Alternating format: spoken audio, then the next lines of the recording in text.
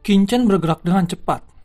Hal ini membuat Qin-Chen bersyukur bahwa meskipun Pil City diserang oleh iblis alien, masih banyak kekuatan tingkat kekaisaran di langit utara yang masih bertahan. Jelas, iblis alien ini tidak memiliki banyak tenaga. Ketika Qin-Chen dalam perjalanan, Qin-Chen juga bertemu dengan iblis-iblis lain dan langsung dihancurkan menjadi debu. Itu seharusnya kota pedang iblis, ucap Qin-Chen setelah melewati lebih banyak kekaisaran. Dia ingat segala sesuatu di kota pedang iblis. Disitulah dia bertemu dengan Jiruyu dan Chen Sisi. Tetapi sekarang entah bagaimana keadaan Chen Sisi. Qin-Chen merasakan sakit di hatinya. Tapi dia tidak punya waktu untuk berduka karena dia sudah banyak memikul banyak tanggung jawab. Saat itu, di menara pedang iblis ada pedang iblis alien. Apa yang terjadi dengan pedang iblis alien itu? Gumam Qin-Chen memikirkan sesuatu. Di lantai 7 kota pedang iblis, dia bahkan melihat tubuh kaisar pedang Xiao Soyun. Jika pedang iblis itu benar-benar ditinggalkan oleh klan iblis alien yang kuat, Qin-Chen tidak akan pernah membiarkannya di sini. Kemudian, dia membawa Mo Yuanbai ke kota pedang iblis. Di aula pedang iblis saat ini, Penatua Agung dan yang lainnya sudah bersiap meninggalkan kota ini. Dan di mana Soyuan dan Leng Xingpeng?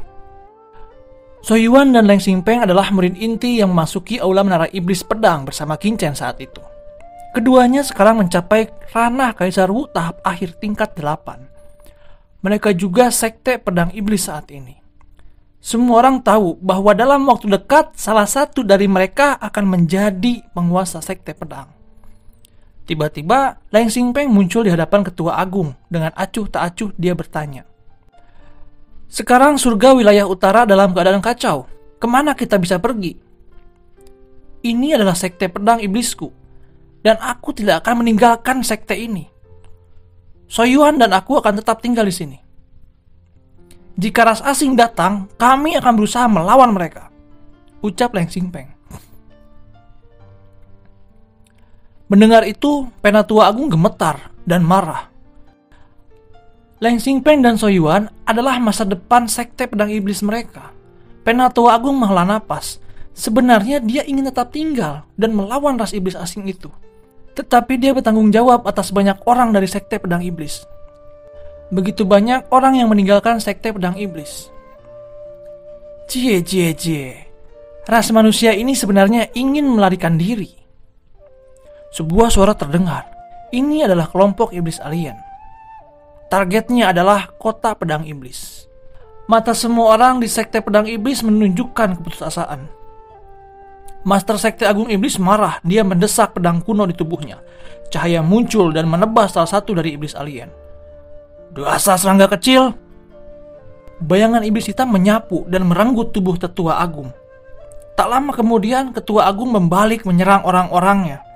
Salah satu iblis itu berkata, "Saya mendengar bahwa di kota ini ada warisan pedang iblis dengan artefak dewa kuno. Ayo lihat ke sana." "Berhenti!" Leng Xingpeng dan Soyuan bergegas keluar, mengeluarkan pedang dan menebas pemimpin alien dengan parah.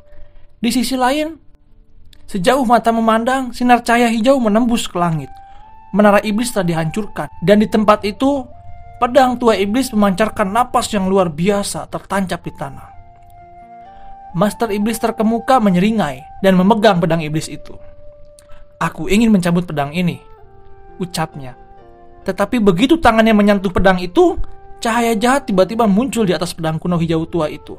Tanah bergetar hebat dan pedang kuno memancarkan aura yang berubah menjadi mulut besar berdarah. Dan langsung menelan Master Iblis itu.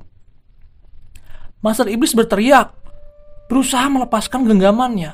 Namun, pedang itu menelan kekuatannya. Tubuh iblis itu mengering dan jiwanya telah dihisap oleh pedang hijau itu. Master Iblis yang lainnya terkejut dan takut. Cahaya pedang itu semakin kuat, membentuk cahaya hijau yang membungkus kelilingnya. Iblis dalam cahaya itu menjerit kesakitan. Pedang itu dipenuhi dengan udara iblis. Dan ada suara yang bergema di dalam pedang itu. Sinar cahaya naik ke langit. Di kejauhan, Qin-Chen melihat cahaya itu. Qin-Chen semakin bergegas menuju menara pedang. Lalu Qin-Chen melihat pemandangan yang menakjubkan.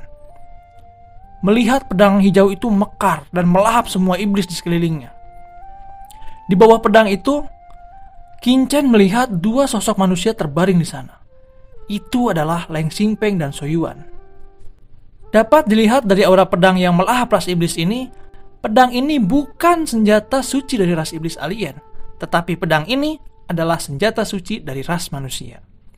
Ketika Qin-Chen memikirkan semuanya, pedang iblis melahap semua iblis asing di lapangan. Qin-Chen langsung menghampiri pedang itu. "Tuan, hati-hati! Pedang itu sepertinya memiliki asal-usul yang misterius. Jika Anda menyentuhnya, mungkin itu akan berbahaya," teriak Mo Yuanbai memperingati. "Jangan khawatir. Aku tidak akan mengorbankan diriku untuk kota pedang iblis ini. Tapi pedang ini juga sangat berguna bagiku," jawab Qin-Chen.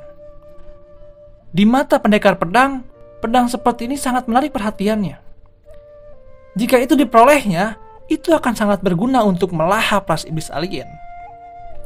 Munculnya Qin-Chen juga menarik banyak perhatian prajurit di kota pedang iblis. "Itu dia!" ucap Leng Xingpeng dan So Yuan menatap Qin-Chen, dan hati mereka dalam kejutan. Mereka tidak bisa melupakan sosok Qin-Chen yang telah naik ke warisan kota pedang iblis saat itu. Dan sekte pedang iblis hampir dihapus dari surga utara karena dia. "Apa yang Anda lakukan di sini?" ucap semua orang memandang Qin-Chen dengan takjub. Qin-Chen mengabaikannya. Pedang iblis itu bersinar terang dan bergetar hebat saat Qin-Chen mendekatinya. "Sepertinya kamu mengenali Ben Shao. Saat itu kamu hampir membunuh Ben Shao. Hari ini Ben Shao datang ke sini untuk menundukkanmu sepenuhnya." Qin-Chen berjalan dalam nyala api hijau dan berusaha menggenggam Raja Pedang Iblis. Pedang Iblis marah dan mengguncang Qin-Chen. Ki Iblis hijau tua melonjak ke tubuh Qin-Chen. Dahulu, Qin-Chen menggunakan pedang karat misterius untuk mengguncang pedang ini. Tapi kali ini, Qin-Chen tidak menggunakan pedang karat misterius. Hanya dengan kekuatan sendiri menekan pedang iblis itu. Bahkan tanpa kekuatan Lao Yuan. Tidak heran, dia adalah pendekar pedang. Bagaimana pendekar pedang takut terhadap pedang seperti ini? Pedang iblis sedikit demi sedikit berhasil ditarik oleh Qin-Chen. Pedang itu bergetar. Dia sadar dia ingin melepas kendali. Dia sadar dia ingin buru-buru melepas kendali dari Qin-Chen. Anak ini sebenarnya ingin menjinakkan pedang iblis. Gerakan ini bertentangan dengan langit, bisik orang di lapangan. "Dasar semut, kamu ingin mengendalikan kursi ini?" Suara cemooh pedang itu terdengar. Qin-Chen tersenyum mendengar itu. Qin-Chen meraung, menggunakan aura pedang itu untuk menyembuhkan luka-lukanya secara cepat. Dari cakram giok alam semesta, pedang karat meraung memancarkan cahaya ingin keluar untuk menekan pedang iblis hijau itu. Tetapi Qin-Chen menghiraukannya. Lao Yuan juga berkata, "Chen kecil, biarkan aku membantumu." Tapi Qin-Chen tidak mau. Dia percaya dia mampu menekan pedang ini dengan kekuatannya sendiri. Energi di sekitar tiba-tiba menurun. "Ini terobosan. Ekaristi abadi berhasil menerobos lagi," gumam Qin-Chen. Dia tidak menyangka Ekaristi abadi di tingkat 8 berhasil menerobos ke tingkat 9. Ini adalah tingkat yang belum dicapai oleh siapapun sebelumnya di benua ini. Ini adalah napas alam semi suci. Apakah guru telah mencapai alam semi suci? Gumam Mo Yuanbai memandang Qin-Chen dari kejauhan. Energi dan napas yang tak terkalahkan di tubuh Qin-Chen mulai melonjak. Aura pedang iblis yang awalnya begitu kuat sekarang sudah melemah. Akhirnya, pedang iblis berhasil ditarik sedikit demi sedikit dan hampir terlepas. Dan tiba-tiba, ketika pedang hampir terlepas, muncullah badai mengerikan di seluruh dunia, menyelimuti seluruh dunia. Orang-orang yang berada di sekitar pedang iblis itu semua meledak, batuk darah satu persatu, karena aura yang sangat mengerikan.